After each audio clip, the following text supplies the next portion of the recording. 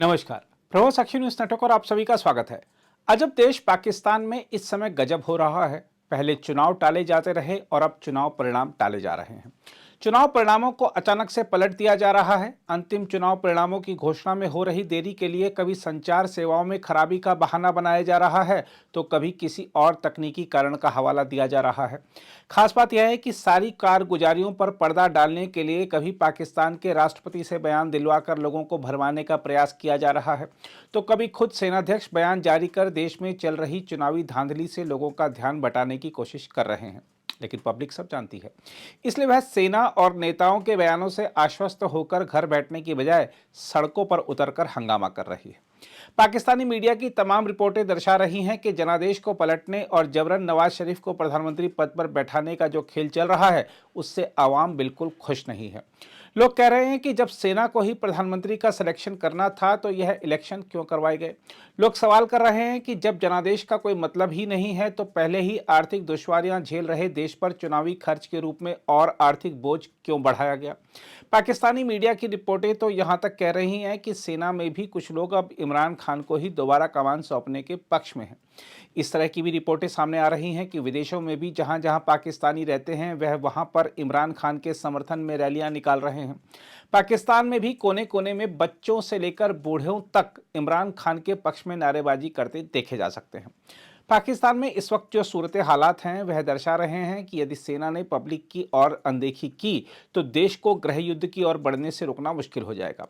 पाकिस्तानी सेना को समझना होगा कि इस बार जनता ने किसी पार्टी के समर्थन में या किसी के विरोध में मत देने की बजाय सेना के विरोध में वोट डाला है। इसलिए टीवी स्क्रीनों पर मतगणना के रुझानों और परिणामों को देखकर लोग नाराज हो रहे हैं और चुनाव अधिकारियों के खिलाफ भी जनता सड़कों पर नजर आ रही है।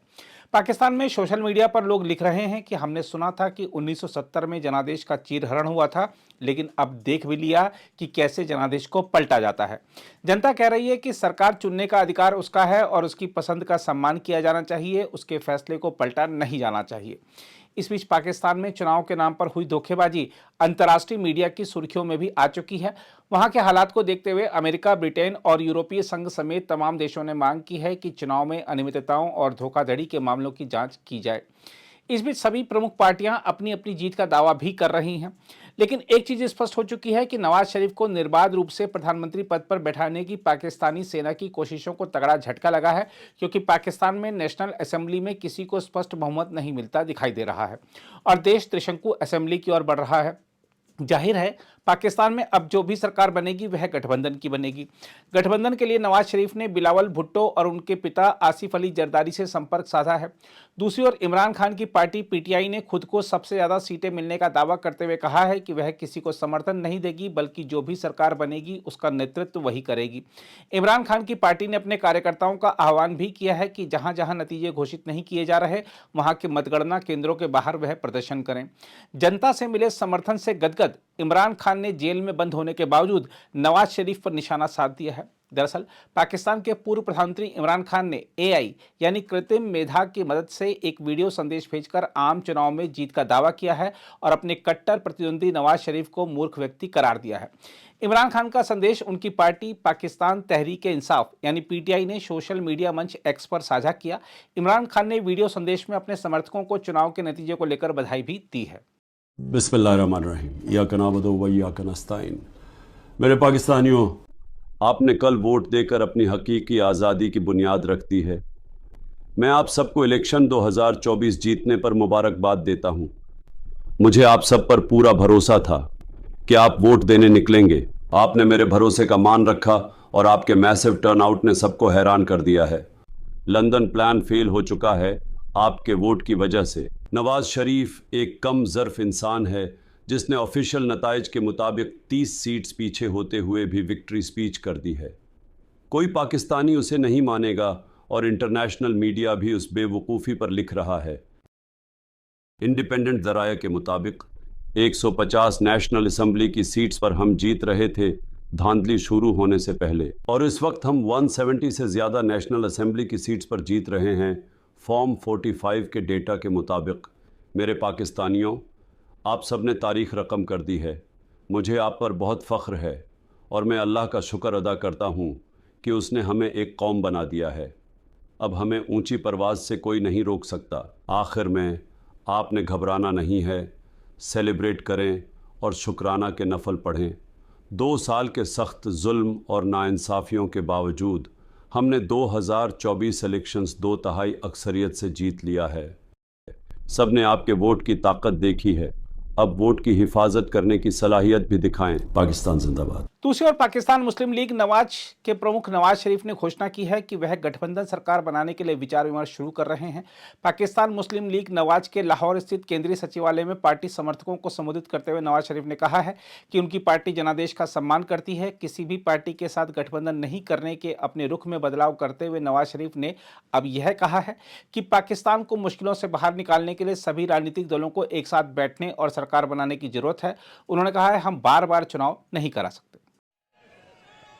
आपकी आंखों में मैं साफ साफ खुशी की लहर देख रहा हूं, आपकी आंखों में एक चमक देख रहा हूं, बिल्कुल पहचान रहा हूं मैं चमक आपकी आंखों में। आपकी आंखों में आंखें डाल के देख रहा हूं और उस चमक को भी देख रहा हूं जो आपकी आंखों में है। ये चमक कह रही है कि मेरे पाकिस्तान को संवार दो। ये चमक कह रही है कि पाकिस्तान जख्मी है, इसके जख्म भरो। ये चमक कह रही है कि हमारी जिंदगियों में रोशन तब्दीली आनी चाहिए। ये चमक पाकिस्तान को एक बहुत खूबसूरत मुल्क देखना चाहती है। और मैं आज आपको अपनी तरफ से, ये शहबाज शरीफ साहब की तरफ से, मरियम औरंगजेब की तरफ से, ये सब खड़े हैं दाएं और बाएं, हम सब आपको मुबारकबाद कहते हैं। ये कि अल्लाह के फजलो करम से इन इंतखाबात में पाकिस्तान मुस्लिम लीग नून सबसे बड़ी जमात बन के उभरी है। अल्हम्दुलिल्लाह, Muslim League Noon is the largest single party in the country today after the elections. और मैं समझता हूं कि हमारा फर्ज है कि इस मुल्क को भंवर से निकाला जाए। हमारे पास और हम अब हम इंशाअल्लाह, भाई नहीं, ये बहुत संजीदा बात हो रही है। अभी नहीं संजीदा बात हो रही है, नारेबाजी अभी नहीं, अभी कोई नारेबाजी नहीं। आपका कायद कह रहा है कि अभी कोई नारेबाजी नहीं। पहले मेरी बात सुने, फिर नारेबाजी बाद में करेंगे। तो ये फर्ज बनता है कि हम इस मुल्क को भंवर से निकालने की तदबीर करें। हमने पहले भी अल्लाह के फजलो करम से मुल्क को मुश्किलात से निकाला है और आज भी निकालने का एहतमाम कर रहे हैं। और मैं आपको बताना चाहता हूं कि हम सब पार्टियों के मैंडेट का एहतराम करते हैं, जिनको भी मैंडेट मिला है हम दिल की गहराइयों से एहतराम करते हैं, चाहे वो पार्टी है, चाहे वो फर्द वाहिद है, चाहे वो आज़ाद लोग हैं, हम उनका भी एहतराम करते हैं। हम उनको भी दावत देते हैं कि इस जख्मी पाकिस्तान को मुश्किलात से निकालने के लिए आओ, हमारे साथ बैठो।